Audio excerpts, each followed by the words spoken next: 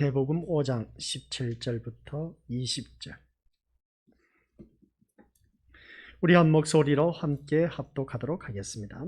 내가 율법이나 선지자를 폐하러 온 줄로 생각하지 말라. 폐하러 온 것이 아니요 완전하게 하려 함이라. 진실로 너희에게 이르노니 천지가 없어지기 전에는 율법의 1.1획도 결코 없어지지 아니하고 다 이루리라. 그러므로 누구든지 이 계명 중에 지극히 작은 것 하나라도 버리고 또 그같이 사람을 가르치는 자는 천국에서 지극히 작다 일컬음을 받을 것이요 누구든지 이를 행하며 가르치는 자는 천국에서 크다 일컬음을 받으리라. 내가 너희에게 이르노니 너희의 의가 서기관과 바리새인보다 더 낫지 못하면 결코 천국에 들어가지 못하리라. 아멘. 20절 우리 다시 한번 읽어보도록 하겠습니다. 시작. 내가 너희에게 이르노니 너희가 서기관과 바리새인보다 더 낫지 못하면 결코 천국에 들어가지 못하리라. 아멘. 이 말씀은 하나님께서 하신 말씀을 통해서 주신 교훈의 제목. 시작. 아버지 하나님 은혜 감사드립니다. 율법의 완성자 예수님이라는 제목으로 오늘 말씀을 듣고자 합니다.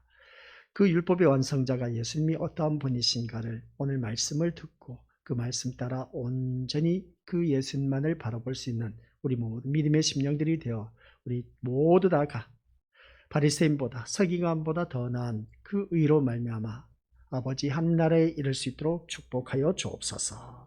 예수님의 이름으로 기도드립니다. 아멘.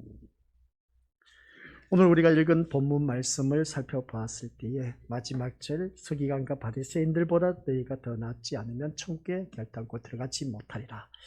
이 말씀을 바라보면 우리가 서기관보다 바리새인보다 더 나아야 되는데 더 낫지 못하다면 문제가 된다는 것을 보게 됩니다. 그래서 그 문제를 우리가 풀어나가자는 것이죠. 서기관 바리새인들은 엄청난 그 뛰어난 날마다 말씀 묵상하고 그 말씀으로 이제 살아가는 그러한 자들입니다.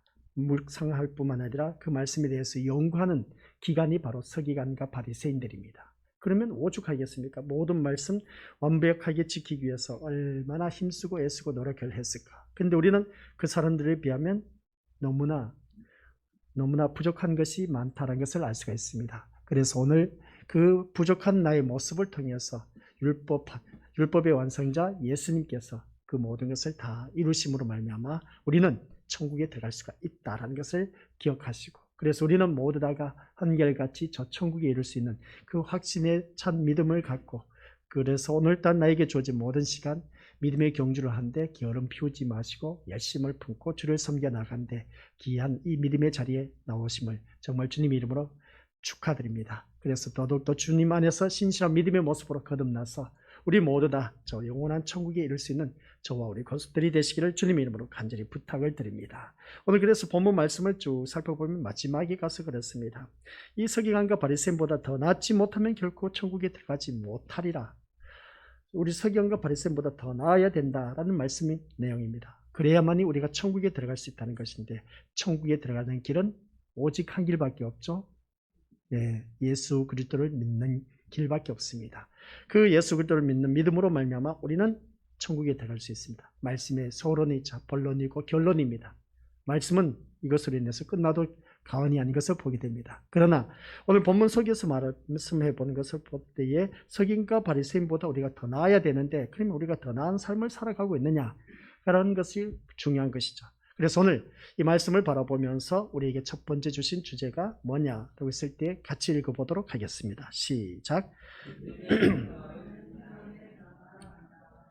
이 주제를 바라보면 믿음의 결과는 행함의 변화가 아니다. 좀 이상하지 않습니까? 믿음의 결과로 행함의 변화가 있지 왜 변화가 아니냐라고 말씀할 수 있음을 보게 됩니다. 우리는 믿음 생활하면서 저 사람 진짜 많이 변화되었다고 하면서 그렇게 표현한 경우가 참 많이 있음을 보게 됩니다. 그래서 믿음의 결과는 분명히 행함으로 나타나는데, 오늘 본문 말씀을 묵상하다 보니까 믿음의 결과는 행함의 변화가 아니다는 것입니다. 그러면 이 말씀에 대해서 우리가 곰곰이 생각해 봐야 됩니다. 우리가 믿음 생활하면서 세상 사람과 다르게 살아야 되는데 그 다르게 사는 모습이 보이질 않아. 그러면 저 사람은 믿음의 결과가 온전하지 못하네, 그렇게 드러나는 것을 보게 됩니다. 그래서 오늘 이 말씀을 마음판에 잘 새겨야 됩니다. 믿음의 결과는 행함의 변화다, 변화가 아니다, 변화가 아니다 라는 걸 꼭 기억하시기 바랍니다. 오늘 믿음의 결과로 인해서 또한 이 자리에 나와서 예배 시간 말씀을 듣고 있습니다. 참 잘하셨습니다. 나의 믿음은 대단한 것이죠. 그러면 그 모습 볼 때 예전에는 나의 믿음이 연약해서 예배 시간이든 뭐 내가 바쁜 세상 일이 있으면 세상으로 나아가서 그냥 그 일로 우리가 빠져버리고 그렇게 한 경우가 많이 있었는데, 그러나 이제 나의 믿음이 성숙하고 성장하다 보니까 이 자리는 어느 누구든지 빼앗길 수 없는 자리, 이 예배의 자리에 나온 것을 바라보니까 믿음의 결과, 이것을 바라보면 행함의 변화가 아니냐, 맞는 말씀이지 않습니까? 그죠? 근데 첫 번째 주제가 믿음의 결과는 행함의 변화가 아니다 라는 것입니다. 그래서 잘 들어보시기 바랍니다. 예수님을 알지 못하는 사람들이 예수님에 대해서 오해하는 것은 예수님이 세상에 오신 목적이 희생이라는 정신과 함께 신자로서의 삶을 그 덕목을 가르치시고 배우게 하기 위해서라는 것을 알 수가 있습니다. 그래서 예수님에 대한 이러한 오해는 그 예수님이 말씀하신 산상수훈을 윤리 도덕적인 시각에서 해석하는 것이 아니라 일반적인 것에서 선명하게 드러나고 있다는 것을 알 수가 있습니다. 그래서 불신자들은 신자를 항상 우리를 어떻게 보냐 라고 했을 때 윤리와 도덕이란 잣대로 판단하고 평가를 하고 있습니다. 그래서 세상 사람들은 우리를 얼마나 잘 알고 있느냐라고 했을 때 윤리와 도덕의 잣대의 기준을 두고 모든 것을 평가하고 판단하고 있음을 알 수가 있습니다. 그래서 주위 사람들 바라봤을 때 어찌 저 교회 다니는 사람이 저럴 수가 있을까 하는 그런 경우를 많이 듣지 않습니까? 아니 교회 다니는 사람이 저러면 안 되지 하는 것을 교회 다니는 사람이 아닌 그 교회 안 다니는 사람입니다. 안 다니는 사람이 그렇게 말한다는 것은 그들은 이미 교회 다니는 사람은 어느 누구를 막론하고 윤리 도덕적으로 잣대의 기준을 비추었을 때 반듯한 삶, 정직한 삶을 살아야 된다라는 것을 다 알고 있습니다. 그런데 오늘 말씀을 바라봤을 때 믿음의 결과는 오늘 이 말씀을 통해서 행함의 변화가 아니다라는 것을 오늘 이 말씀을 통해서 다시 한 번 더 우리 믿음의 모습들에게 알려주고자 하는 것입니다. 그래서 그들은 예수님처럼 윤리와 도덕적으로 철저하고 또 수준 높은 덕목을 쌓고 실천하는 것이 곧 신자다운 것으로 여기기 때문이다 라는 것을 보게 되는데, 그러면 우리들의 삶이 그렇습니다. 윤리 도덕의 기준을 맞추고 있다면 그 사람은 믿음의 변화가 결과로 인해서 윤리 도덕을 잘 지킨다, 그런 그 모습을 통해서 야 진짜 믿음다운 믿음 생활을 하고 있네 라고 그렇게 표현한다면 이것 또한 뭔가 잘못된 것이다 라는 것입니다. 그러니까 오늘 이 시간에 우리가 졸 수도 없고 졸다 보면 이 말씀을 놓칩니다. 잘 들어보시기 바랍니다. 물론 우리 신자가 도덕과 윤리적인 문제로 세상으로부터 비난을 받는다면 그것은 잘못된 것입니다. 하지만 그것이 신자의 본질이 아니란 것을 놓치는 것이 곧 기독교가 다른 종교와 같은 수준에 머물게 되는 가장 큰 잘못임을 알아야 된다는 것을 알 수가 있습니다. 대개의 사람은 믿음의 결과를 행함의 변화에 두고 있습니다. 누구든지 그렇게 말씀하고 있죠. 그래서 우리 오늘 이 자리에 나와 앉아 계신 분들 또한 과거에는 나의 믿음이 없어서 제대로 어떻습니까? 부족해서 예배에 참석하든 말든 하면서 자기 멋대로 했는데 이제는 믿음의 결과로 인해서 이 자리에 자기 자리를 지키는 그 모습 보면 대단한 것입니다.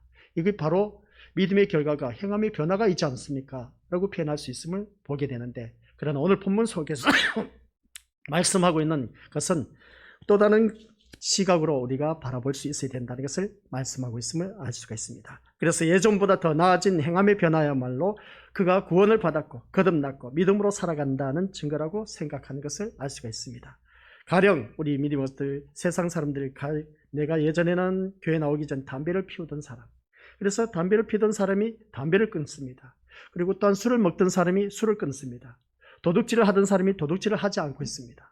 눈에 드러나는 그 악행이 없는 평범한 사람들을 또한 남을 도와주기 시작한 그런 것을 좀 더 나아진 삶으로 변화로 규정하면서 그 모든 것이 믿음으로 인한 결과라고 생각하는 것을 바라보게 된 것이죠. 당연하죠. 그런 그 모습 보니까 야, 저 사람 교회 다니더니 정말 그 믿음이 대단하네 하면서 그 사람의 드러난 그 결과, 행위를 바라보면 엄청난 것을 알 수가 있습니다. 그러나 이처럼 행함이 달라지는 것을 신자의 변화로 간주하는 것이야말로 성경이 아니다라는 겁니다. 이거 참 생각해보기가 참 묵상해볼 말씀이지 않습니까? 우리가 달라진 그 모습을 통해서 이게 바로 변화로 간주하는 것이야말로 성경이 다 아니란 것이죠. 세상의 윤리와 도덕을 믿고 있는 비신앙적인 생각이 아닐 수 없습니다. 그것이야말로 선을 가장하여 신자를 유혹하는 사단의 계략이라는 것을 우리가 눈치채지 못한 것인 것이죠. 그러면 지금까지 우리가 그 마귀 사탄에 속아왔단 말인가? 그렇죠. 우리가 믿음의 결과가 우리 믿음의 것들 한결같이 아까 말씀드린 것처럼 담배 피던 사람 담배를 끊었어. 먹는 사람 술도 끊었어. 도둑질하는 사람 도둑질도 끊었어. 도둑질하는 것도 끊었어. 그러면 이 사람이 교회를 다니면서 이렇게 변화되었으면 믿음의 결과라고 얼마든지 말할 수가 있다는 겁니다. 근데 성경에서 말씀하는 것은 아니다라는 것입니다. 이러한 것을 우리가 지금까지는 그렇게 알고 왔습니다.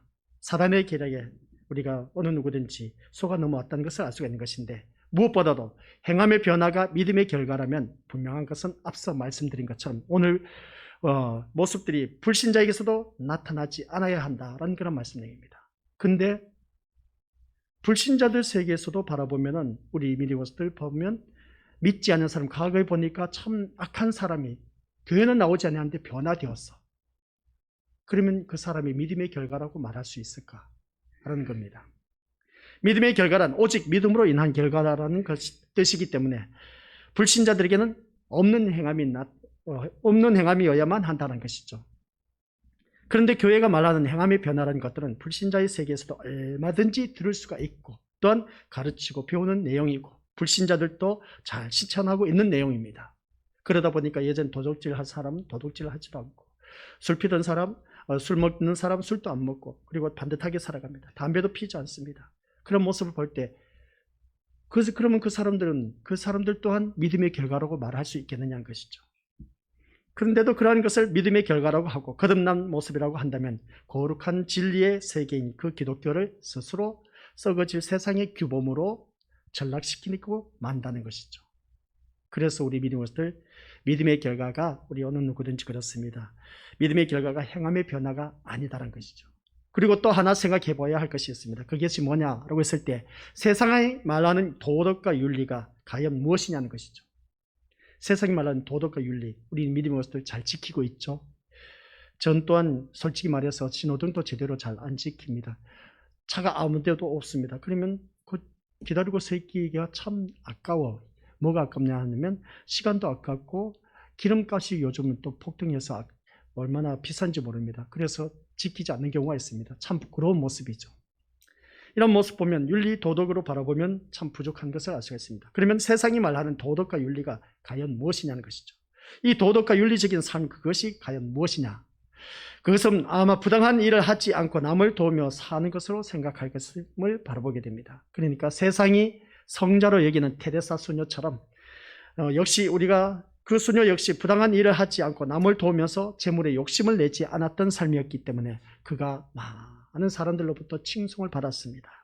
그러면 신자가 그렇게만 살면 믿음대로 사는 것이고 말씀에 순종하는 것이 되는 것입니까? 라고 한번 질문을 던져보는 것이죠. 테레사 수녀처럼 물질에 대한 욕심을 갖지 않고 모든 사람을 도와주고 하던 그런 그 모습 보니까 역시 정말 저렇게 살아야 돼 하면서 그렇게 표현을 합니다. 그러면 우리 신자가 그렇게만 살면 믿음대로 사는 것이냐는 것이죠. 말씀에 순종하는 것이 되느냐는 것입니다. 그것은 하나님의 말씀을 우리 마음대로 생각하는 것에 지나지 않는다라는 것을 오늘 이 말씀을 통해서 우리에게 교훈해 주고 있습니다. 그래서 믿음의 결과는 행함의 변화가 아니라는 것이죠. 그래서 오늘 이 자리에 앉아 계신 우리 건수들 모두 다가 내 삶의 모습을 통해서 내가 변화된 모습은 우리 것들 이 믿음의 결과라는 것이 아니라는 것을 말씀하고 있는데, 그래서 오늘 본문 속에서 소개하고 있는 것이 율법인 겁니다. 그 완전을 요구하는 율법, 오늘 두 번째 주제입니다. 예수님께서 하신 말씀이 있습니다. 그 말씀이 17절 말씀의 내용인데 같이 읽어보도록 하죠. 시작. 내가 율법이나 선지자를 폐하러 온 줄로 생각하지 말라. 폐하러 온 것이 아니요 완전하게 하려 함이라.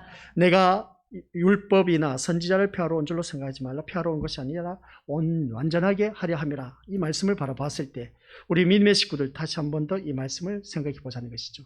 제가 반복해서 말씀드렸습니다. 내가 율법이나 선지자를 폐하러 온 줄로 생각하지 말라. 폐하러 온 것이 아니라 뭐라고요? 완전하게 하기 위해서 오셨다라는 말씀. 여기서 그러면 우리 것들 율법을 완전케 하러 오셨다라는 것은 율법을 완벽히 지켜 행하심으로써 수준 높은 도덕적인 삶의 수준을 보여주시겠다라는 그런 의미가 아닌 겁니다. 율법을 완전하게 하셨다는 것은 오히려 율법적으로 따진다면 우리 예수님은 율법을 어긴 사람입니다. 우리가 다들 잘 알고 있죠. 안식일에 규례를 지키지 않아서 바리새인과 충돌을 일으켰고 음식을 먹는 규례에서도 율법대로 하지 않는 그런 예수님이셨습니다. 그런데도 스스로 율법을 완전하게 하려고 오셨다고 말씀하신 것은 율법의 규례를 하나하나 실천하는 것이 곧 율법을 행하는 것임을 의미하지 않음을 말하고 있는 것이죠. 그런데 예수님이 율법이라고 말씀하지 않고 그 다음 선지자라는 말을 덧붙여 말씀하신 것은 무엇일까? 우리 이것을 기억해야 됩니다. 내가 율법이나 선지자를 폐하러 온 줄로 생각하지 말라 했을 때 우리 대부분 우리 예수님은 율법을 폐하러 오신 분이 아니라 완전케 하러 오셨다고 했습니다. 근데 선지자라는 말을 대부분 빼놓고 말을 합니다. 그러면 이 선지자라는 말을 왜 빼놓고 말하냐는 것이죠. 그러면 윤리 도덕적으로 갈 수밖에 없습니다. 율법만 강조하다 보면. 그럼 율법만 강조하다 보면 윤리 도덕적으로 우리가 온전히 살아가야 되는데 그렇게 살 수가 없습니다. 우리 믿음의 식구들 솔직히 말해서 정직하게 사신 분들 있으면 나와보라는 것이죠. 누구든지 불법을 행하게 된 것이죠. 그리고 또 남 모르게 남을 속이기도 하고 하는 일들이 얼마나 많은지 모릅니다. 그러면 여기서 우리가 주님이 하신 말씀 선지자란 말까지도 덧붙였습니다. 율법이나 선지자를 폐하러 온 것이 아니다 라는 이 말씀. 그러면 여기서 예수님이 완전케 하고자 하는 것이 율법, 즉 모세의 계명만이 아니라는 구약 성경 전체를 말씀하고 있는데 여기서 말씀하고 있는 예수님이 율법이라고만 말씀하지 않고 선지자라는 말을 덧붙여 하는 것은 우리 것들 기억하시길 바랍니다. 모세 오경만을 말을 했을 때는 율법이라고 말할 수가 있는데 근데 선지자라는 말이 있음을 보게 된 것은 이것은 구약 성경 전체를 말하는 것입니다. 구약엔 모든 선지자를 보내서 앞으로 오실 예수 그리스도에 대해서 이제 예언한 말씀의 그 선지자의 것을 알 수가 있습니다. 따라서 누구든 말씀을 실천해야 한다고 말하거나 믿음의 결과를 말씀의 실천으로 인한 행함의 변화에 둔다면 그 기준을 세상 윤리 도덕에 둘 수밖에 없습니다. 근데 우리는 거기에 세상 윤리 도덕의 기준을 두는 것이 아니라 말씀 전체에 두어야 된다는 그런 말씀 내용입니다. 한 부분만 두고 말씀하는 것이 아니라 말씀 전체를 두고 우리가 바라보면서 우리가 행해야 된다는 말씀이죠. 그런데 사람들은 하나님의 말씀을 자기 멋대로 나눠버립니다. 자기 멋대로 듣고 싶은 말만 듣고 듣기 싫은 말은 듣지 않는다는 것이죠. 그리고 어떤 것은 무시해버리고 어떤 것은 기이 여기고 어떤 말씀은 귀하게 여기면서 그 말씀대로 살아가야 된다면서 그런데 어떤 말씀은 아예 그들도 보지도 않는 그런 모습을 보게 됩니다. 이런 몇 가지를 우리가 실천함으로써 자신을 신자로 규정하거나 삶이 변화되었다고 하면서 자신에게 도취되는 경우가 참 많이 있음을 보게 됩니다. 그래서 믿음의 결과는 행함의 변화가 아니다라는 이유가 그 율법에 했던 그 모습을 바라보았을 때에 우리 믿음들 그것을 제대로 지키면 도덕 윤리적으로 저 사람 정말 멋진 사람 하면서 많이 변화되었다 그렇게 표현하고 있는데 한 부분만을 두고 말하면 안 된다라는 말씀의 내용입니다. 그래서 18절 말씀은 오늘 읽은 말씀이죠. 우리 같이 읽어보도록 하겠습니다. 시작. 진실로 너희에게 이르노니 천지가 없어지기 전에는 율법의 1.1획도 결코 없어지지 아니하고 다 이루리라. 이 말씀을 하셨습니다. 천지가 없어지기 전에 율법이 1.1획도 사라진다? 사라지지 않는다? 사라지지 않는다는 겁니다. 그러면서 이제 그 다음 19절 말씀 시작. 그러므로 누구든지 이 계명 중에 지극히 작은 것 하나라도 버리고 또 그같이 사람을 가르치는 자는 천국에서 지극히 작다 일컬음을 받을 것이요 누구든지 이를 행하며 가르치는 자는 천국에서 크다 일컬음을 받으리라. 말씀을 하시면서 잊어서는 안 되는 이것을 우리가 기억하자는 것이죠. 뭐냐라고 했을 때 사실 하나님의 계명은 크고 작은 것으로 구분되는 것이 다 아니다? 아닙니다. 계명은 크고 작은 것이 없습니다. 모든 계명은 무조건 계명인 겁니다. 하나님의 말씀이란 것이죠. 그런데 우리가 큰 계명은 지키고 작은 계명은 안 지켜도 된다 하는 것, 이건 잘못된 것이죠. 그래서 우리가 믿음의 결과는 행함의 변화가 아니라는 것을 우리가 다시 한 번 더 깨닫게 되는 것이죠. 모두가 동일한 하나님의 말씀이고 법이기 때문이라는 말씀 내용입니다. 그런데 계명 중에 지극히 작은 것이라는 표현을 하시는 것은 사람들이 하나님의 계명을 크고 작은 것으로 구분해서, 그래서 자기 멋대로 이 계명은 지켜야 돼. 근데 이 계명은 안 지켜도 돼. 구약 말씀은 안 지켜도 돼. 신약에 예수님께서 하신 말씀만 지키면 돼. 아니요. 그렇게 되면 뭔가 잘못돼도 한참 잘못됩니다. 제7일 안식교는 어떻습니까? 구약의 율법을 따르고 있습니다. 그런 그 모습을 바라봤을 때, 그러면 신약에 오신 예수 그리스도 주일날을 안 지키고 있습니다. 그러면 이런 그 모습을 바라봤을 때 뭔가 잘못된 것이죠. 이단들은 그렇습니다. 혹 우리들 가운데서도 그런 이단의 기질은 누구든지 다들 갖고 있습니다. 자기가 듣고 싶은 말만 듣고 듣기 싫은 말은 듣지 않는다는 것이죠. 이러다 보면 우리가 이단에 빠집니다. 그러다 보니까 우리 믿음원들 주위 사람들이 나에게 어떤 말을 한마디 던졌는데 너 교회 다니면서 그러지 않냐 하면서 내가 늘 어떻습니까? 불만을 품고 있었던 것을 이단들은 그것을 너무나 잘 알고 있어요. 그것을 가지고 공격합니다. 공격을 하면 어느 누구든지 거기에 미혹당하죠. 미혹당한 그 심령들은 이제 거기에서 세뇌 교육을 받습니다. 그러다 보면 이제 거기에 더 이상 그 수렁에서 빠져나올 수 없는 것을 바라보게 된 것이죠. 오늘 본문 속에서 바로 그겁니다. 계명 중에 지극히 작은 것이라는 이 표현을 하시는 것은 사람들이 하나님의 계명을 크고 작은 것으로 구분하고 있는 것은 본인들이 그렇게 하고 있다는 겁니다.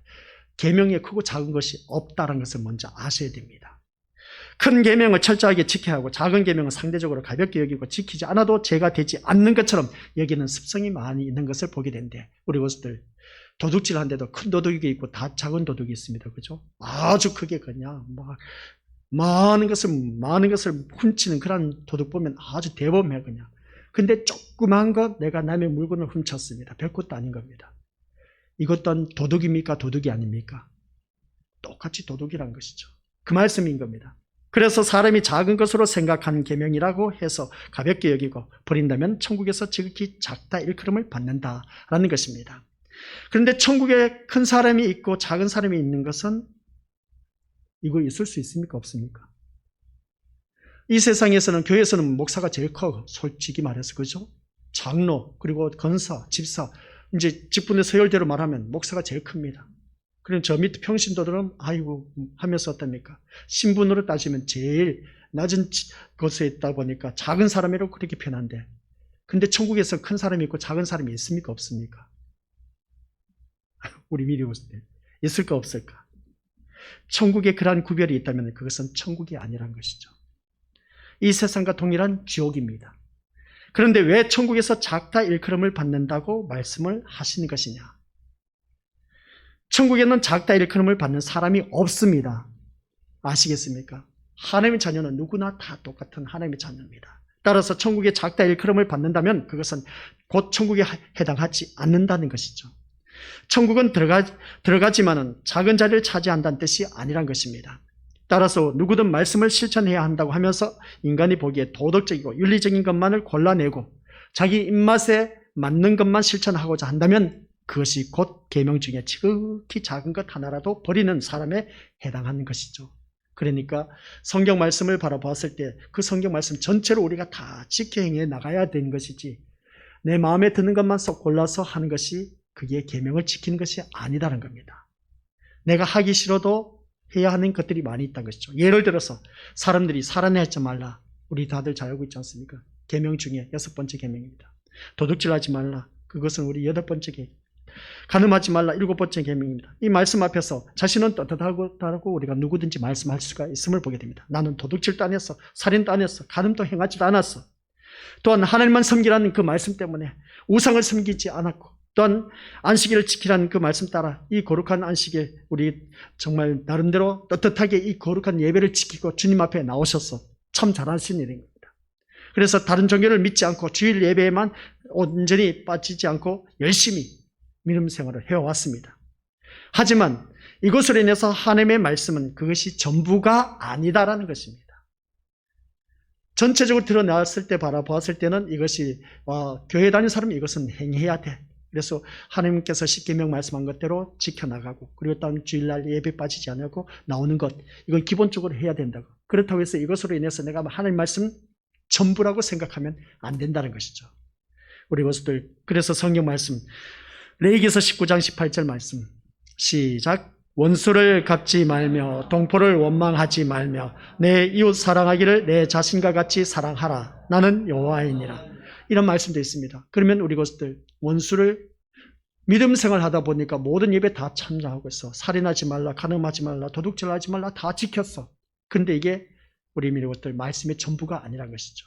또 다른 부분, 이제 좀 더 세밀하게 들어가서 이제 삶 속에서 일어나고 있는 일들, 저 인간 진짜 미워 죽겠어, 저 왼수 같은 인간 하면서 우리가 주위 사람들을 엄청나게 미워하지 않습니까? 근데 성경 말씀을 바라보니까 원수를 갚지 말며 동포를 원망하지 말며 내 이웃 사랑하기를 내 자신과 같이 사랑하라. 나는 여호와이니라. 이런 말씀을 바라봤을 때 이 말씀대로 우리가 얼마만큼 살아가고 있냐는 것이죠. 이 말씀은 우리가 가볍게 여기고 그냥 넘어가 버리지 않습니까? 그리고 또 이스라엘 백성들에게는 면제년이 있습니다. 그 이웃에게 구워준 것을 면제하는 규례도 있는 것을 보게 되는데 잠언서 3장 27절 시작. 내 손이 선을 베풀 힘이 있거든 마땅히 받을 자에게 베풀기를 아끼지 말며. 우리 손이 선을 베풀 힘이 있거든 마땅히 받을 자에게 그 베풀어 주라고 하는데 내가 내 손에 갖고 있으면서도 선을 베풀지 않아. 이것 또한 우리 믿음으로서 하나님 말씀대로 지키지 않는 것을 보게 된 겁니다. 근데 우리는 이것을 아주 가볍게 여기고 넘어가고 있지 않느냐는 것이죠. 교회 나오면 모든 예배 다 참석하고, 그리고 어떤 큰 계명 가운데서 큰 계명이라고 했을 때 10계명이지 않습니까? 그 10계명을 다 지켰습니다. 도둑질, 간음질, 살인, 그리고 또 안식을 지켜서 다 지켜 행하고 모든 예배 다 참석하고, 그것으로 인해서 말씀 전부를 다 지켰다고 착각하지 말라는 것이죠. 그래서 말씀을 날마다 묵상하라는 겁니다. 그리고 말씀을 보니까 내 손에 베풀 힘이 있는데 내가 남에게 베풀 힘, 그것을 베풀지 않았다. 이건 말씀대로 살지 않은 계명을 어긴 것이죠. 이 말씀뿐만 아닙니다. 잠언서 3장 30절 말씀. 이 말씀뿐만 아니라 여러 곳에도 많이 있음을 보게 되는데 같이 읽어보죠. 시작. 사람이 내게 악을 행하지 아니하였거든 까닭 없이 더불어 다투지 말며 라고 했습니다. 까닭 없이 다투지 말라고 했는데 우리 믿음으로들 다투는 일들이 한두 번이겠습니까? 그러면 우리 것들 모두 다가 계명을 다 지켰다고 말할 수 있습니까? 율법을 지키는 서기관과 바리새인들 완벽하게 다 지켰다고 합니다. 근데 우리가 율법과 서기관들보다 못하면 천국에 들어가지 못한다고 했습니다. 어찌하겠습니까, 우리 것들? 그거 어떻게 다 지키냐는 것이죠. 성경 말씀이 이렇게 나와 있는데 이렇게 세밀하게 우리 다들 우리 오늘 말씀을 바라보니까 까닭 없이 다투는 일들이 한두 번이겠습니까? 집안에 가서 먼저 남편과 아내, 부부의 싸움, 까닭 없이 괜히 별것도 아닌 거 가지고 다투고 그냥 서로 어떻습니까? 으르렁거리면서 그냥 잡아먹지 못해서 그냥 눈을 붉히고 있는 그런 모습이 얼마나 많았냐는 것이죠. 과연 이러한 말씀 중에 작은 것, 지켜도 되지 않는 것, 않는 가벼운 것이 있느냐는 것이죠. 다 지켜야 할 말씀인데 다 지키지 못하고 있지 않습니까? 그래서 율법 중에서 큰 계명이 있고 작은 계명이 있는 것이 아니다. 모든 것이 다 하나님의 말씀이라는 겁니다. 그런데 사람들은 이웃에게 베풀기를 아끼면서도 조금 베푼다는 것으로 마치 말씀대로 사는 것처럼 착각하고 있는 경우가 많이 있음을 보게 됩니다. 남들은 하지 않는데 내가 이웃을 선을 베풀어서 도와주었어. 그것으로 인해서 난 너가 하지 못한 거 나는 했으니까 하면서 자부심을 갖고 난 말씀대로 살았다. 그렇게 표현한 경우도 있음을 보게 됩니다. 그런 착각 속에 빠질 수도 있습니다. 또 자기 성질을 이기지 못해 이웃과 다투면서 자신이 말씀을 어겼다는 것을 전혀 생각하지 못하고 있는 경우가 참 많이 있다는 겁니다. 그러면서 또 주일에 교회를 빠지면 하나님의 말씀을 어겼다고 불안해하기도 합니다. 이것이 하나님의 말씀을 중요한 것, 가벼운 것으로 나누고 있는 것이고 또한 가벼운 것으로 상대적으로 버림을 받는 것을 알 수가 있음을 보게 된 것이죠. 그러니까 우리가 생각하는 것을 보면 자기 멋대로 자기 기준을 세우고 모든 것을 준행하고 있다는 겁니다. 나는 이 말씀을 지켰으니까, 나는 거룩한 주의를 지켰으니까 난 말씀대로 살았어. 아니요. 실제 삶 속에서 들어가서 보자는 것이죠. 실제 삶 속에서 들어가서 보면은 내가 하나님의 말씀대로 살지 못한 것이 너무나 많다는 겁니다. 그렇게 되면 서기관과 바리새인들처럼 살지 못합니다. 천국에 못 들어갑니다. 우리 믿음의 것들 그렇게 해서는. 그러므로 믿음의 결과를 말씀으로 실천한 것으로 여기면서 행함의 변화를 주장한다면 구약의 말씀 전부까지 실천의 대상으로 삼아야 되지 않느냐는 것이죠. 말씀 전체를 이 말씀 우리 것들 나의 신앙의 대상으로 다 삼으면서 이 말씀대로 다 지켜 행하라는 겁니다. 그래야만 우리가 천국에 들어갈 수 있어요. 서기관과 바리새인들보다 낫지 않으면 우리는 천국에 들어가지 못한다고 했는데, 서기관과 바리새인들 날마다 이 성경 말씀을 파헤치고 묵상하고 말씀대로 살아가기 위해서 몸부림을 치는 사람들입니다. 근데 우리는 어떻습니까? 그렇지 못하지 않습니까? 말씀도 하루에 몇 장 읽고 말아버리고 알지 않는 사람들도 있지만은, 그러나 이러한 모습을 볼 때 믿음의 결과를 이 말씀을 통해서 우리 다시 한 번 더 행함의 변화를 주장한다면 구약의 말씀 전부 다 우리가 지켜야 되지 않겠느냐, 이것을 보게 된 것이죠. 그래서 오늘 첫 번째 주제가 믿음의 결과는 행함의 변화가 아니다라는 것이죠. 그러면 율법을 이제 요구하는 겁니다. 완전한 율법을 요구하는 그 모습을 바라봤을 때 그 율법을 우리가 다 지킬 수가 있느냐? 못 지킨다는 것이죠. 하나님 말씀, 율법이나 선지자를 폐하러 온 줄로 생각하지 말라. 완전케 하기 위해서 오셨다는 겁니다. 율법만이 말씀하는 것이 아니라 선지자까지 말씀하고 있음을 보게 됩니다. 선지자라는 것은 구약에서 선포된 말씀이 모두 다가 선지자의 말씀입니다. 그리고 그 선지자의 말씀인데 구약의 모든 말씀을 우리가 지켜야 되는데 그 지키지 못한다면 우리 것들 안 된다는 것이죠. 그래서 주님은 율법이나 선지자를 폐하러 온 줄로 생각하지 말라. 완전케 하기 위해서 오셨다는 겁니다. 그래서 성경 말씀 뭐라고 합니까? 천지가 없어지기 전에는 율법의 1.1획이라도 반드시 없어지지 아니하고 다 이루리라고 했습니다. 이 말씀을 무시하는 것임을 우리가 다시 한 번 더 깨달았고, 그래서 한마디로 율법의 완전한 실천을 요구하고 있음을 보게 됩니다. 율법의 완전한 실천을 우리가 할 수가 있느냐?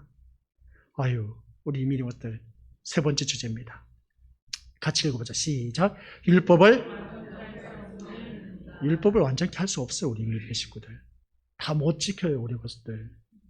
그럼 어떻게 천국에 들어갈 수 있습니까? 다 지켜야 되는데. 우리 예수님 그렇지 않습니까? 이 서기관과 바리새인들보다 너 낫지 않으면 넌 천국에 못 들어간다는 겁니다. 율법을 완전히 할 수 있다 없다? 완전히 할 수 없는 우리들이 인간입니다. 이러한 율법의 요구 앞에서 드러나는 것은 누구도 율례를 완전히 할 수 없다는 것이죠. 이러한 우리에게 예수님은 율법을 완전히 하신 분으로 오셨다는 겁니다. 예수님 오셨다는 것이죠.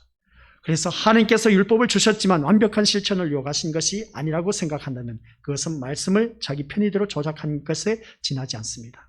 율법을 완벽히 실천할 수 있는 인간의 한계를 극복하기 위해서 하나님은 인간이 도달할 수 없는 수준을 제시하고 있습니다. 그 수준을 목표로 삼고 살 것을 요구하고 있다는 것이죠. 그렇게 되면 점차 나아지는 변화가 있을 것이고 그것이 하나님이 기뻐하시는 것이라고 주장하는 자도 있습니다. 이들은 산상수훈도 그러한 시각으로 바라보고 있다는 것이죠.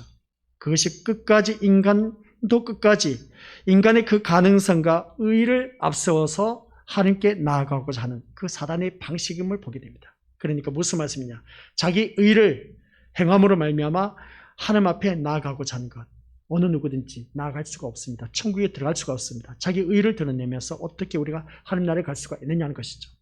그래서 율법은 완벽을 우리에게 요구하고 있음을 알 수가 있습니다. 이 요구의 앞에서 인간은 한마디로 변해서 이 율법의 완벽을 요구하는데 나는 실천할 수 없습니다.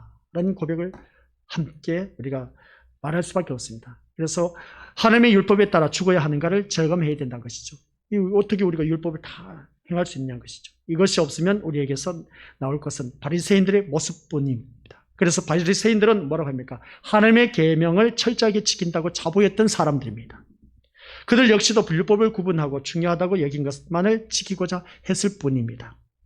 이웃 사랑하기를 내 몸과 같이 하라고 말씀하셨음에도 불구하고 이 바리새인들은 어떻게 했습니까? 하지 않았습니다. 내 이웃을 내 몸과 같이 사랑하라고 했는데 이 바리새인들은 계명을 철저하게 지켰다고 그들은 자부했습니다. 그런데 내 이웃 사랑하기를 내 몸과 같이 사랑하라는 계명에는 그들이 온전히 행하지 못했습니다. 왠지 아십니까? 바리새인들은 세리나 창기와 같은 사람들 아예 철저히 무시할 뻔했던 그런 자들입니다. 그렇기 때문에 그들은 어떻습니까? 자기들만큼 말씀대로 사는 사람이 없다고 자부했던 그들이 예수님께서 하신 말씀 내 이웃을 사랑하기를 내 몸과 같이 사랑하라고 했는데 왜 세리와 창기를 그렇게 무시했냐는 것이죠.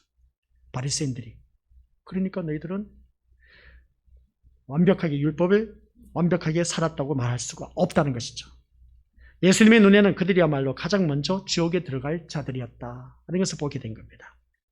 결국 오늘 이 말씀을 보면서 우리 믿음의 결과를 행함의 변화에 찾으려고 하고 어떤 조그마한 행동의 변화를 보면서 자신이 마치 믿음으로 살아가는 것처럼 착각하는 그들이야말로 가장 먼저 지옥에 들어갈 자들이 아닐 수 없음을 말씀하고 있다. 이것을 꼭 기억하시길 바랍니다. 나는 너보다 나아 하면서 자기 자신으로서는 내가 그래도 너보다 낫기 때문에 나는 얼마든지 천국에 들어갈 수 있어. 이러한 착각 버리시길 바랍니다. 우리는 처음부터 끝까지 율법을 완전하게 하시려고 오신 예수님만 바라봐야 합니다. 왜냐하면 율법을 완벽히 실천할 수 없는 우리에게 유일한 희망은 율법을 완전하게 하신 예수님 뿐이기 때문에 그렇습니다. 그래서 우리 예수님은 율법과 선지자를 완벽하게 완전하게 하기 위해서 오셨다라고 그렇게 말씀하신 겁니다. 그래서 예수님은 털어서 먼지 안 날 사람 없다고 했는데 예수님은 털어서 먼지 날 일이 하나도 없었다는 것이죠. 그래서 우리는 오직 예수님만 바라보고 믿음 생활을 해야 된다는 말씀입니다. 그래서 교회 다니면 목사님처럼 닮아야지. 그리고 또 아무에게 믿음 좋은 장로님, 권사님처럼 믿음 생활을 해야지. 잘못되었습니다. 항상 잣대의 기준을 내가 내 기준에 삼고 있는 것이죠. 우리 장로님 저렇게 우리가 믿음 생활을 해야 돼. 우리 권사님 저렇게 믿음 생활하면서 우리 정말 어머니 같은 그런 역할을 하면서 저렇게 살아야 돼. 우리 목사님 정말 대단하신 분이야. 정말 저렇게 살아야 돼. 이게 바로 한결같이 자아도취에 빠져서 자기 기준에 잣대를 기준을 세우고 믿음 생활하는 사람들. 그렇게 살면 안 된다는 것이죠. 그렇게 해서는 우리가 절대로 천국에 못 들어갑니다. 누구를 바라봐야 된다고요? 예수님처럼 살아가야 된다는 것이죠. 그래서 마지막에 주신 교훈이 더 나은 의입니다. 더 나은 의. 그렇다면 믿음으로 인한 신자의 변화는 율법을 완전하게 하신 주님만을 소망할 수밖에 없습니다. 인간의 어떤 실천함으로도 구원에 이를 수 없음을 알고 율법을 완전케 하신 주님의 의가 나에게 구원이 됨을 믿는 것입니다. 그러면 주님의 의가 뭐냐는 것이죠. 예수님의 의가 뭐겠습니까? 하나님의 의가 뭐겠습니까? 바로 그겁니다. 십자가의 의입니다. 십자가가 뭐겠습니까? 예수님께서 나를 위해서 십자가에 못 박혀 돌아가신 겁니다. 그 못 박혀 돌아가시면서 아버지여 저희들의 죄를 알지 못하니 용서하여 주옵소서 하면서 그렇게 기도한 모습. 나의 모든 죄를, 과거, 현재, 미래 모든 죄를 우리 주님께서 십자가에 못 박혀 돌아가시면서 그 완벽하게 모든 삶을 다 해결해 주셨습니다. 그렇기 때문에 그 예수님의 의고 십자가의 의고 그것으로 인해서 우리는 천국에 들어갈 수가 있게 되었다는 말씀입니다. 그래서 이런 얘기를 한다면 다 아는 얘기를 당신만 알고 있는 것처럼 그렇게 말하지 말라는 것입니다. 그런 반응을 보이는데 하지만 예수님을 알고 복음을 아는 그 알미 참되다면 절대로 믿음의 결과를 행함의 변화나 말씀의 실천으로 말할 수가 없다는 것이죠. 왜냐하면 그런 말들이 곧 십자가와 결별하고 독립하여서 인간의 의로 살겠다는 것과 똑같기 때문에 그렇습니다. 그렇기 때문에 오늘 자리에 앉아 계신 우리 것들 다시 한 번 더 생각해 보시길 바랍니다. 처음에 주제가 믿음의 결과는 행함의 변화가 아니다. 그래서 율법을 가져온 겁니다. 율법에서는 완벽한 삶을 요구하는데 율법대로 살아갔냐? 아니요, 못 삽니다. 그래서 율법을 완전히 할 수 없는 우리들의 인간에게 그러면 어떻게 하란 말이냐? 그래서 그것을 해결하기 위해서 하나님께서 독생하신 예수 그리스도를 이 땅에 보내셔서 너희들은 예수님처럼 살아라. 그리하면 예수님을 믿고 그 따르는 자에게는 우리가 천국에 들어갈 수 있다는 그 말씀의 내용입니다. 우리가 이런 말씀을 들으면서 예수님에 의해서 벗어난다면 그것은 곧 영원한 사망, 지옥에 떨어질 수밖에 없습니다. 그러니까 예수님에 의해서 벗어나지 말라는 것이죠. 예수님의 의는 다른 것도 아닙니다. 십자가의 의입니다. 내 죄 대신 십자가에 못 박혀 돌아가신 그 예수님을 바라보자는 겁니다. 그 예수님이 내 때문에 왜 그렇게 십자가에 못 박혀 돌아가셨냐는 것이죠. 죄 때문에 그렇습니다. 내 모든 죄를 다 해결해 주셨기 때문에 그래서 우리 예수님만 바라보고 믿음 생활을 하자는 말씀입니다. 그런데 믿음으로 구원받았는데 언제까지 십자가에 매여서 살아가야 하느냐는 것입니다. 좀 이 십자가에서 이제 좀 해방되고 싶다는 겁니다. 그렇게 생각한다면 그것이 곧 예수님으로부터 독립적인 선언이고 사단이 인간에게 꾀하는 것이 바로 그것임을 우리가 잊어서는 안 된다는 겁니다. 사단의 꼬임에 넘어가지 말자는 것이죠. 날 좀 구속하지 말라는 겁니다. 교회 다니니까 왜 하지 말라는 것이 그렇게 많을지 몰라. 예전에는 내가 하고 싶은데 마음대로 했는데 바로 그겁니다. 마음대로 했는데 교회 나온다 보니까 하지 말라는 것이죠. 좀 놔달라는 것이죠. 이게 바로 자기의 도취에 빠져서 믿음 생활하는 사람들 누구나 다 갖고 있었습니다. 기억하시면서 그래서 20절 말씀 같이 읽어보죠. 시작. 내가 너희에게 이르노니 너희 의가 서기관과 바리새인보다 더 낫지 못하면 참 무서운 말입니다. 너희가 서기관과 바리새인보다 더 낫지 아니하면 천국에 들어갈 수 없다. 이 서기관과 바리새인들이 누구냐? 앞에서 말씀드렸지만 다른 직업이 없이 오직 하나님의 말씀만을 연구하고 그 말씀대로 살려고 온 힘을 기울이면서 법을 만든 사람들이 서기관과 바리새인들입니다. 얼마나 대단하겠습니까? 하나님 말씀만 주야장창을 반복하는 것은 늘 말씀만 붙잡고 연구하면서 이 말씀대로 살아가야 된다면서 그들이 규례를 정하고 하면서 많은 사람들에게 알려주고 있습니다. 근데 이 사람들보다 우리가 더 낫지 못하면 천국에 못 들어간다는 것이죠. 또 이런 자들은 뭐라고 합니까? 선행과 구제와 11조 생활로는 그들을 따라잡을 사람이 없다고 분명히 성경에서 또 말씀하고 있습니다. 우리 이것들 선행 엄청나게 우리 믿지 않은 사람들보다 선행 많이 행했습니까? 그러지 못하지 않습니까? 구제 우리 믿음원들 구제하는 거 우리 교회 다니는 사람들 오히려 더 편법 사용하고 불법을 사용하는 자들 얼마나 많은지 모릅니다. 제가 앞에서도 좀 부끄러운 말씀드렸지만은 신호등 지키지도 않는 그런 일들이 운전하다 보니까 내 생각에는 어떻습니까? 신호등 기다리니까 기름도 아까워. 근데 아무 차도 안 다녀. 이거 참 공해도 오염시키고 타당하지 않습니까? 그죠? 근데 그 법은 뭡니까? 신호등은 법을 신호등 지키라고 만들어 놓은 것이지 어기라고 하는 것은 아니지 않습니까? 참 부끄러운 이야기입니다만 바로 그겁니다. 오늘 우리가 살아가면서 우리가 이러한 모습을 볼 때 누구든지 선행을 행해야 되는데 하지 못하고 먼저 나부터 편법을 사용해서 자기화시키고 합리화시키고 그래서 난 이렇게 신호등을 무시하고 간다. 그건 법이 아니라는 거죠. 세상 법도 하나님께서 이 나라에 그것을 허락되었기 때문에 우리가 지켜나가야 된다는 것이죠. 그리고 또 우리 구제하는 것. 우리 세상 사람들보다 많이 하고 있습니까? 못하죠. 세상 사람들 얼마나 많이 구제를 많이 하는데요. 그리고 또 우리 이것도 교회를 다니면서 11조 생활 진짜 잘하고 있습니까? 우리 서기관 바리새인들은 근처 11조까지는 또 드렸다고 합니다. 모든 것 철저하게 나에게 수입된 모든 것은 철저하게 11조 생활로 다 드렸다는 겁니다. 여기서 우리가 따라잡을 사람이 있으면 나와보라는 것이죠. 없어요. 그런데 그들의 의보다 더 나은 의가 되지 못하면 결단코 천국에 들어가지 못한다는 겁니다. 서기관과 바리새인들의 의보다 더 나아야 되는데 우리가 더 나았냐는 것이죠. 더 나은 사람이 있으면 손 들어보시기 바랍니다. 그분은 천국 갑니다. 진짜. 성경 말씀에 나와 있으니까. 근데 그들보다 더 못하지 않습니까? 선행도 못하고 있으면서도 선행을 베푸지는 내가 착한 그 규율도 지키지도 못하고 있으면서도 구제도 하지 아니하고 11조 생활도 제대로 하지 못한 내가 어찌 내가 천국에 들어갈 수 있겠냐는 것이죠. 그들의 의보다 더 나은 사람이었으면 나와보라는 것이죠. 없습니다. 들어가지 못한다니까요. 천국에.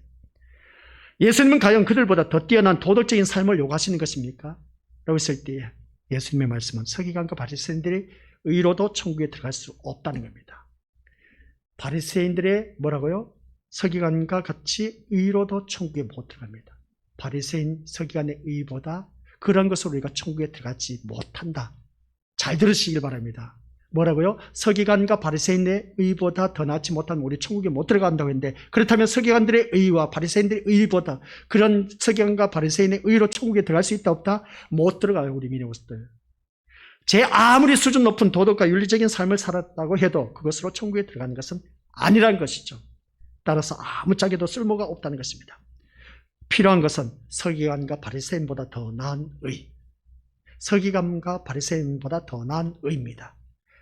그게 뭐겠습니까? 서기관과 바리새인의 의보다 더 나은 의를 우리가 만들어낼 수가 있겠느냐는 것이죠. 도저히 그럴 수가 없습니다. 서기관과 바리새인 의보다 더 나은 의란 전혀 다른 의를 뜻하고 있습니다. 그게 뭐냐? 그 의는 더 인간이 만들어낼 수 있는 것이 아니기에 결국 예수님의 의란 겁니다.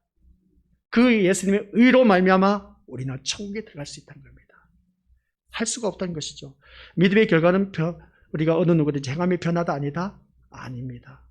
우리 믿음들. 그래서 술 먹는 사람은 술을 끊었습니다. 담배 피우는 사람은 담배 끊었습니다. 도둑질하는 사람은 도둑질도 하지 않습니다. 그 믿음의 결과가 아니냐, 행함의 변화가 아니냐라고 말할 수가 있습니다. 그래서 율법을 갖다 세웁니다. 그런 것으로 인해서 우리가 한 부분만 지켰다고 해서 믿음의 결과라고 말할 수가 없다는 것이죠. 그래서 율법을 갖다 주면서 율법을 다 지켰냐? 율법은 완벽을 요구합니다. 완벽을 요구하는데 그 완벽하게 우리가 다 살아가냐는 것이죠. 율법, 모세 오경도 제대로 못 지키는데 구약 이제 선지자까지 말씀한 것은 뭡니까? 구약의 그 모든 말씀은 선지자를 통해서 말씀을 선포한 겁니다. 그런데 그 선지자가 외친 말씀은 한결같이 앞으로 오실 메시아에 대한 말씀이었습니다. 그 말씀을 우리가 지켰냐는 것이죠. 지키지도 못했다는 겁니다.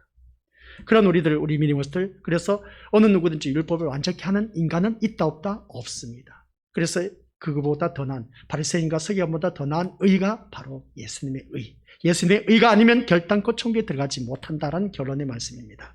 그래서 오늘 이 자리에 앉아 계신 우리 것들 모두가 이 말씀 앞에서 과연 누가 말씀의 실천, 행함의 변화란 말을 할 수 있겠느냐 하는 것입니다. 이 말을 그럼 신자는 형편없이 살아도 된다는 말인가 라는 뜻으로 받아들인다면 여전히 인간에게 초점을 두고 말씀을 대하고 있는 것밖에 되지 않습니다. 그래서 율법의 요구를 완벽히 이룰 수 없고 그래서 결국 사망에 이를 수밖에 없는 나에게 율법을 완전케 하시는 예수님이 오셨다는 겁니다. 그분의 의가, 예수님의 의가 나를 생명에 이르게 함을 믿게 되었다면 우리들은 주님의 오심과 그 사랑에 감사하면서 주님께 매인자로 살아가시길 바랍니다. 주님께 매인자, 주님께 매인자가 뭐겠습니까? 주님이 하신 말씀대로 살아가시길 바랍니다. 하기 싫어도 하시길 바랍니다. 그래야 우리 믿음들, 그 예수님이 나로 말미암아, 그 예수 그리스도의 의로 말미암아 우리는 천국에 들어가게 됐는데, 그래서 세상을 보지 않고 하늘의 생명을 바라보고 우리가 살 수가 있다는 것이죠. 예수님만 바라보면. 이러한 우리를 세상이 볼 때 과연 형편없는 모습이 보이게 될까? 라고 했을 때 우리는 세상이 볼 때 전혀 다른 의의 모습을 증거하게 되는 것이죠. 그래서 우리는 세상의 소금과 빛으로 살아가라고 했을 때 그 소금은 뭡니까? 특성이 있습니다. 짠물살을 낸다고 했죠. 빛은 뭐겠습니까? 밝히는 것이 특성이 있습니다. 그러면 우리는 하나님의 자녀로서의 그 특성이 있어야 됩니다. 그게 뭐겠습니까? 생명을 드러내야 됩니다. 그 생명이 누구십니까? 예수님이죠. 예수님을 나를 통해서 드러내야 된다고 했죠. 주위 사람들에게 너를 보니까 나는 예수님을 보는 것 같다 라는 그 말을 들어야 됩니다. 그러한 자가 오늘 서기관과 바리새인보다 더 나은 의, 아시겠습니까? 그러한 자만이 우리가 천국에 들어갈 수가 있다라는 말씀이죠. 그러므로 우리는 주의 의를 의지하면서 그 은혜에 감사하고 기뻐하며 되는 것입니다. 그래서 주의 은혜가 얼마나 크고 깊고 높은가를 자신의 허물과 죄 속에서 깨닫고 또 깨달으면서 예수님의 은혜에 점령됨으로 말미암아 우리 심령으로 살아가면 우리 믿음으로 그 모든 사람은 천국이 내 것이 될 수가 있다. 그래서 예수님 때문에 즐거워하는 것이야말로 믿음으로 인한 변화이다. 아시겠습니까? 믿음으로 인한 변화는 뭐라고요? 예수님 때문에 내가 즐거워하고 기뻐하는 것. 그 믿음의 결과는 우리 것들 예수님으로 인해서 내가 변화된 모습인데 그것으로 인해서 내가 예수님 때문에 즐거워하고 기뻐할 수 있는 그 사람이 바로 믿음의 변화라는 것을 알 수가 있습니다. 그래서 그러면 믿음의 변화가 이루어졌다면 우리 것들 어느 누구든지 나에게 항상 기쁘고 즐거워하는 삶으로 살아가야 되는데 그렇게 꼭 살아가실 바랍니다. 데살로니가전서 5장 16, 17, 18절 알고 계시죠? 항상 기뻐하라, 쉬지 말고 기도하라, 범사에 감사하라. 이거는 그렇죠. 누구 안에서? 예수님 안에서. 당연하게 예수님이죠. 예수님이 초점이 되어야 됩니다. 내 삶의 모든 초점이 예수님이 되어야 된다고 했죠. 신림교회 청길령 목사가 초점이 되어서도 안 되고 장로가 되어서도 안 되고 권사가 되어서도 안 되고 사모가 되어서도 안 되고 우리 그 평신도 선생이 되어서도 안 됩니다. 사람이 초점이 되어서는 안 됩니다. 대형교회 바라보면 그렇지 않습니까? 우리 목사님 아니요. 그러면 안 됩니다. 우리 목사님이 아니라 우리 예수님이어야 됩니다. 그래야만이 우리는 천국에 들어갈 수가 있습니다. 어느 누구든지 그 예수님 한 분만으로 내 인생에 생명을 걸고 그것으로 인해서 내가 기쁘고 즐거워하는 그러한 삶. 그래서 찬송가 가사 내용이 나와 있습니다. 성경 말씀에도 이미 말씀하셨습니다. 내 심령에 이미 하늘나라가 임하였다. 그게 뭐겠습니까? 예수님을 모신 그 심령 속에는 내 주 예수 모신 곳이 그 어디나 하늘나라, 내 주 예수와 동행하니 그 어디나 하늘나라. 바로 그러한 삶으로 사는 사람. 하늘나라에 있는 것은 하늘나라에 가면 오직 기쁨, 즐거움, 새로운 것만 펼쳐집니다. 날마다 그 천국의 삶을 우리가 받아 누리자는 것이죠. 그것을 우리가 누리고 있느냐는 겁니다. 누려야 됩니다. 그게 바로 천국의 삶이라는 것이죠. 이 세상에서도 천국의 삶을 누리면서 이제 완벽한 영원한 천국 세계에 우리는 가서 삶을 누리게 된다는 겁니다. 그날을 바라보면서 오늘 말씀 다들 잘 알고 계시라고 봅니다. 율법의 완성자 예수님. 왜 율법의 완성자가 예수님인지. 그래서 예수님이 의가 아니면 천국에 들어갈 일이 도저히 없기 때문에 서기관의 의, 바리새인의 의로는 절대로 천국에 못 들어가요. 선행으로도 들어가지 못합니다. 내가 건세를 잡았다 해도 못 들어갑니다. 돈 많다 해서 못 들어갑니다. 재산이 많다 해서 못 들어갑니다. 오직 천국에 들어갈 수 있는 길은 예수님의 의밖에 없습니다. 예수님밖에 없습니다. 그 예수님만을 바라보면서 믿음 생활 끝까지 누가 교회가 다니면서 죄송합니다. 누가 뭐가 나에게 상처를 주어서 싫은 소리를 해서 마음이 아파. 아예 가기 싫어. 사람 보지 마시기 바랍니다. 사람 보면 지옥에 떨어져요. 아셨죠? 오직 우리 예수님만 바라보고 믿음 생활하시기를 주님 이름으로 간절히 부탁을 드립니다. 아버지 하나님 감사드립니다. 율법의 완성자 대신 예수님, 오직 예수님만이 우리들의 생명의 길로 인도하시고 저 영원한 천국으로 갈 수 있다는 것을 잊지 말게 하옵소서. 예수님의 이름으로 기도드립니다. 아멘.